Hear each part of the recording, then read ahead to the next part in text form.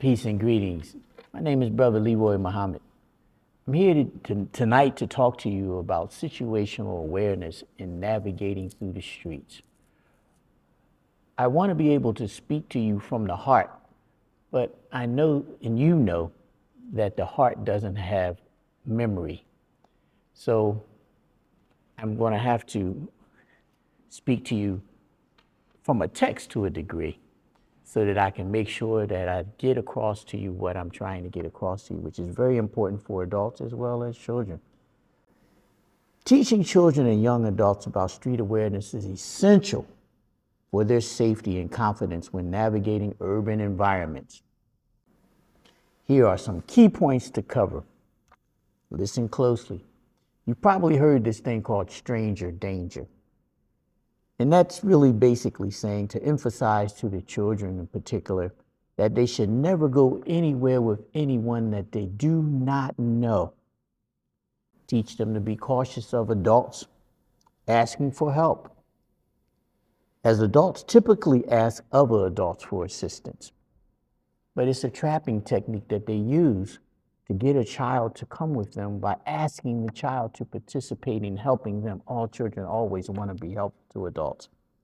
It makes them feel like they're doing something and being helpful in the world, and that's a good thing. But you have to teach them how to do that. Teach them about safety routes when they're traveling through the streets. Take a few drive-throughs or walk-throughs yourself with them so that they know the route that you feel would be safest for them to travel. Have them to familiarize themselves with the routes, and if there are any points of interest that they could use if needed, like for a gas station that may be open, a fire station, a police station, a store, a convenience store that you may frequent, so that they can know that these are places that they can go to within that route that they're traveling in. So you want to identify those things. Of course, you want to do those things that you're already doing, I'm sure, and that is teach them about using pedestrian walkways, not walking in between cars and whatnot on crosswalks. And of course, you're going to do what you've already been doing, and that's teaching them to be conscious of looking left and right before crossing into the streets. Emergency preparedness. Make sure that they know their home address. Make sure that they have at least 2 or 3 phone numbers locked into memory, and how to call for emergency services, 911, for example. Discuss what to do if you get lost or feel unsafe. What do you teach your children about that? If for some reason they get disoriented and they're not in a familiar area, what do you tell them to do in that case? These are things that you have to specifically know specifically for your child as to what they should do in doing that. How do they find a safe adult? Is it safe? Have you taught the children to trust police? Or have there been a general mistrust of police as to circumstances and conditions in your communities? That's a question that you have to address, and you should be addressing it as soon as possible, particularly with our young children. Awareness of surroundings. I personally, even when I come out of my home, I look across the street before I step out of my door. I even look at rooftops. I look at cars. I look at the base of the car before I step out of my home. And then when I make a first step, I look left and I look right before I even go outside of the door. If you have a porch, for example, you want to get used to looking and seeing what's along the walls of your porch before you exit from your home. And please, don't you or your children walk the streets with earphones on. Head earbuds, I know they're popular and whatnot, but I wouldn't use them at all. I know you want to listen to your music, but get to a safe place to listen to your music. Don't have distractions of any sort in your ear. Encourage them to stay completely aware at all times of their surroundings and avoiding those distractions of even being on your phone. That's another thing, as well as having those earbuds on. You don't want that. And teach them to trust their instincts when they feel something isn't right.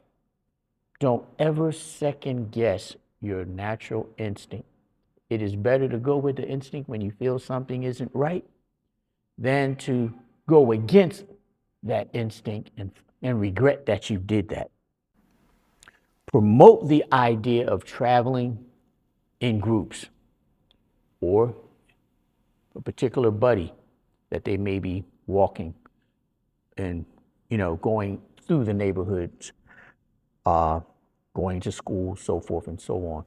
If they can find someone that's walking along with them or a group, that's always advisable.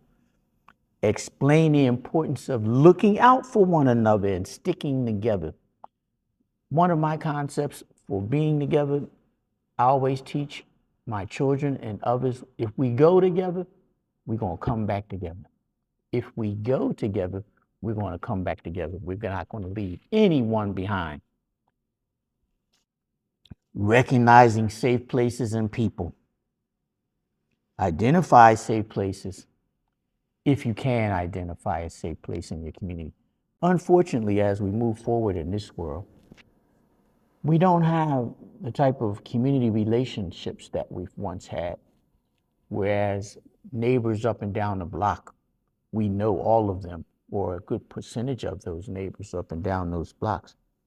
So if your parents aren't home or the parents aren't home, uh, who would they go to? Who are the safe people that they could go to in your community if they come home, for example, and there's something going on in the immediate area of the block?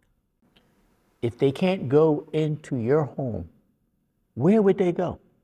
Is it the neighbor to the left?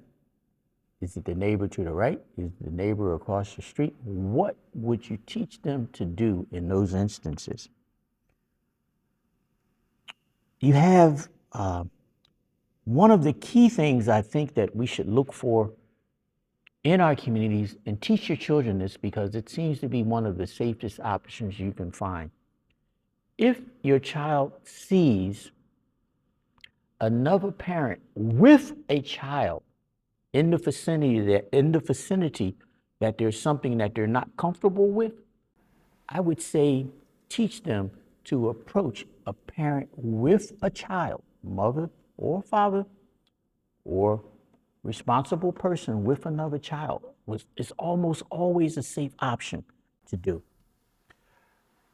We're going to move on a little bit and we're going to talk about what we see happening, particularly among children between, well, I would say more so reaching into the early teens when they're starting to develop their personalities.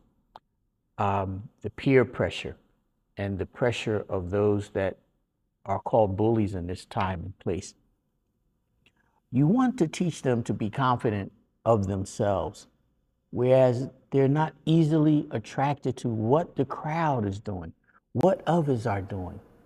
Have them to be so confident that others are following them, and preferably they're following them in a good way, as opposed to being drawn into negative activity through their peers. Watch out for that. Bullies. I think the best, well, I know the best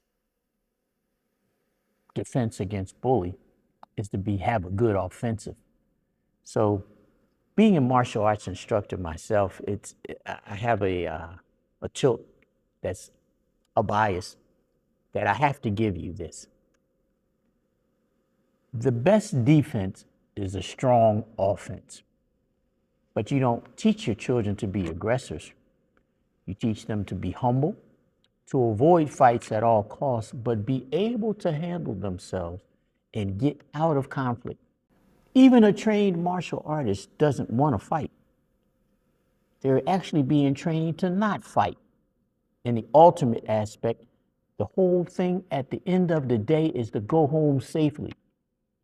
If going home safely requires you to be called a few names that you don't like, so be it. If going home requires you to run as opposed to fighting, maybe you should run sometime. My father always told me a good run is better than a bad stand. So take that option as well. Consider enrolling your children in a basic self-defense course, if nothing else.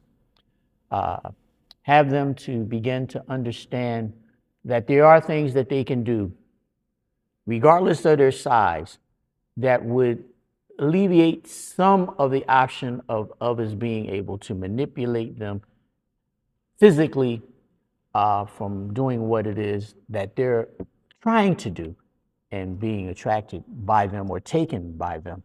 You can learn these type of things in a qualified martial arts school of training.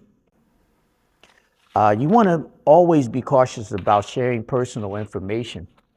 A lot of children right now are being very free, and they're lulled by those that are using social media platforms, posing as children, but they're grown men and women that are acting as vultures in social media platforms.